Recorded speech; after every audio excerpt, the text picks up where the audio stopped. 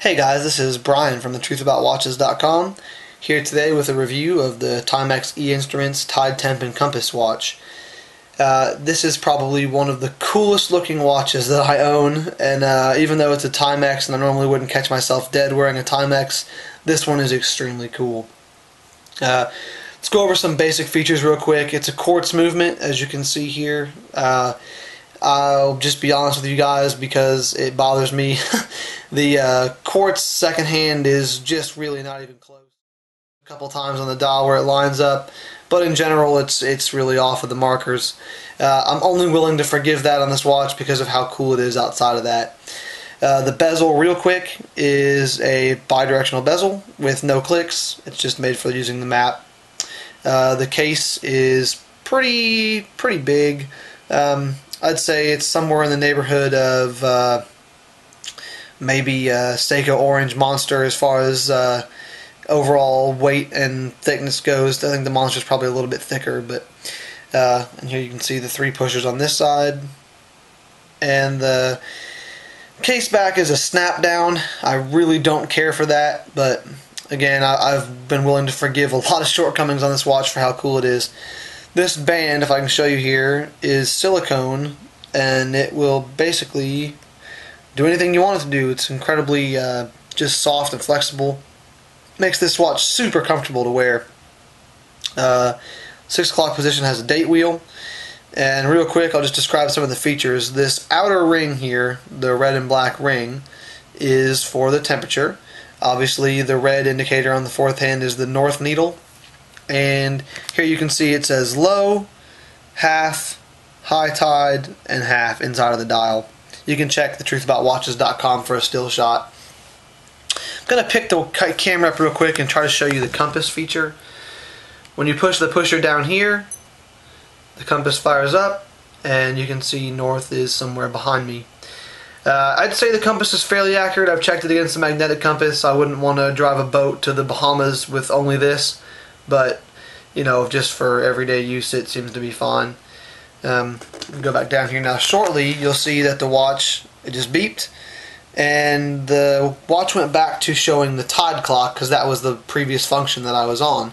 So right now you can see in Destin, Florida, it's going from half to low tide. So this button here does tide. So if we push this top right button, we'll go to temperature.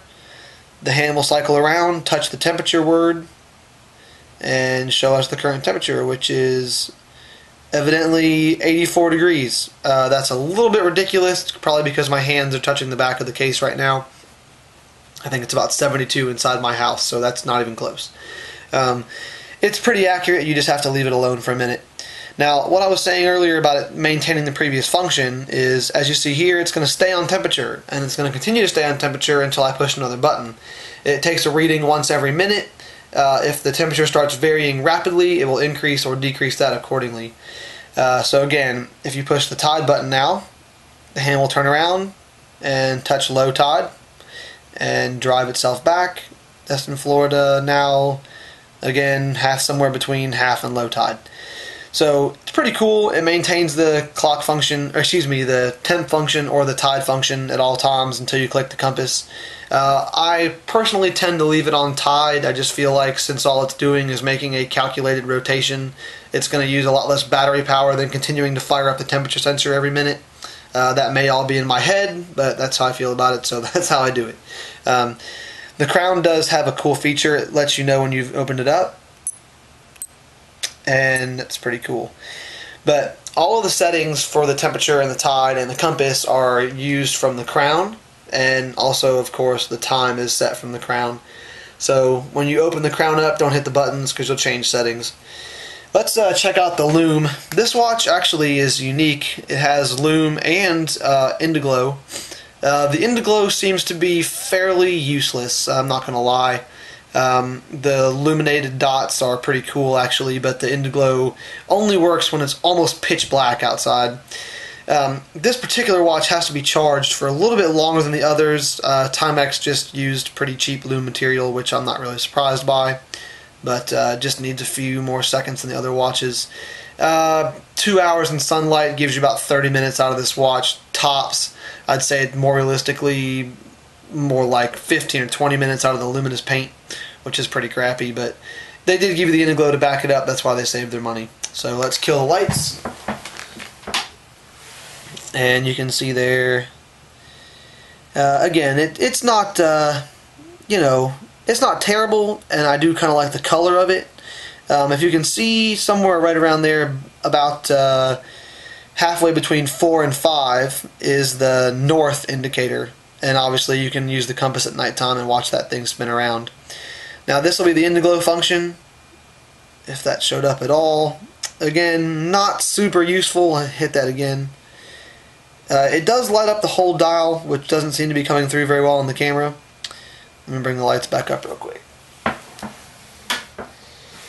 Again, the Indiglo does light up the entire dial. The inside dial, where the half-tide markings are here, lights up much brighter than the outside dial, but it does light up, although the actual hands, when they're lit up at all from the luminous paint, are a much better function to tell the time. The only time the Indiglo really has proven useful for me is when the hands are completely dead and it's pitch black outside, which has happened a couple times since I've started wearing this watch. So I won't say it's useless, because it does have its uses, I suppose. This watch has 3 variations. There's this one, there's the white face, and there's the white face with the different band. One of the different bands for the white face is like a leather, pleather kind of band, which looks pretty cool. I just happen to like the black on red better than I liked the white on white, so that's why I picked this one. There's not really much else to say about this watch. We're going to learn together here. Water resist 100 meters. I'm not sure if I would really want to test that or not. However, I can say that this thermometer tests water temperature, and it tests it pretty accurately. So if you have a pool and you want to know what temperature it is, this would not be a bad way to find that out. Overall, I'd say for $105 brand new, this is a great watch. I just think they're so cool looking. Amazon has them for $105. I picked this one up used for $60. They're just cool watches, and even if it didn't have all those functions, just the generalized design of it's pretty good for me. I just think it looks like an airplane, like a gauge in an airplane or something. I kind of love it. So it's been a great watch for me. I've had to overlook a couple things, like the fact that the quartz second hand doesn't line up with any of the markers, which usually would make me throw a watch in the trash. But I have to say I've been pleased with it, and probably I'll end up getting the white on white sooner or later just to complete the collection. They're great watches. If you enjoy the tide temp compass thing like a Casio Pro Trek, this is worth your time. I guess that's it for today, and I'll see you guys next time.